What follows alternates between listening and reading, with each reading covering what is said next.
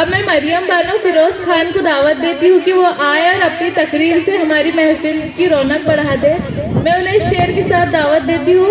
नहीं कोई नशेमंद तेरा कसरे सुल्तानी के गुंबद पर, नहीं कोई नशेमंद तेरा कसरे सुल्तानी के गुंबद पर, तू शाहीन है बसेरा कर पहाड़ों की चट्टानों पर। तालियों के साथ इस बच्ची का स्वागत करें।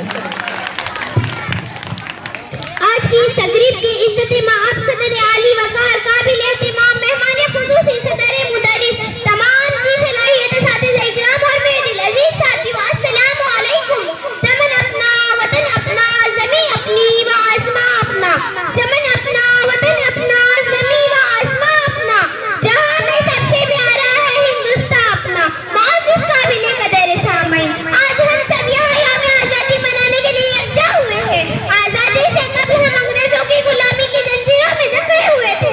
मुसलसल जद्दोजहद कुर्बानियों के बाद हमारा मुल्क 15 अगस्त 1947 को आजाद हुआ और भारत से अंग्रेजों की हुकूमत का खात्मा हुआ।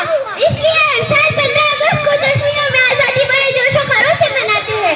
आज के इस खुशी के मौके पर हम खुलूस व मोहब्बत के साथ आजादी की लड़ाई में हिस्सा लेने वाले वतन के अजीम रहनुमाओं और शहीदों को याद करते हैं, जिन्होंने इस मुल्क के लिए अपनी जानों की कुर्बानियां दी, डंडे लाठियां मारी, कहीं बाहर जल गए और अपना सब कुछ इस मुल्क की आजादी के लिए कुर्बान कर दिया।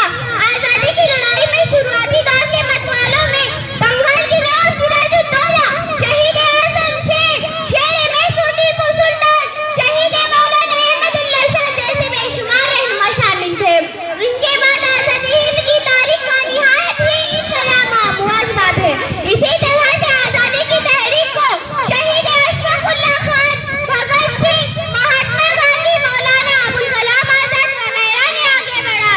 आजादी की लड़ाई भारत मुल्क की इज्तिमाई लड़ाई थी। अंग्रेज हमारे इस इत्तेहाद को देखकर भारत छोड़ने पर मजबूर हो गए। तमाम भारतीयों को आजादी की तहरीक में कामयाबी मिली और हमारा मुल्क आजाद हो गया। आखिर में शेर के साथ अपनी तकरीर खत्म करना चाहूंगी। वफादारी वतन से हो यही इस्लाम कहता है, वफादारी वतन से हो यही इस्लाम कहता है। हम अपने दिल के हर गोशे में हिंदुस्तान रखते हैं। जय हिंद, जय भारत, अल्लाह हाफिज़। माशाअल्लाह, बहुत पुरजोश पेशकश थी। जज्बा हो तो आवाज़ में तासीर आ ही जाती है।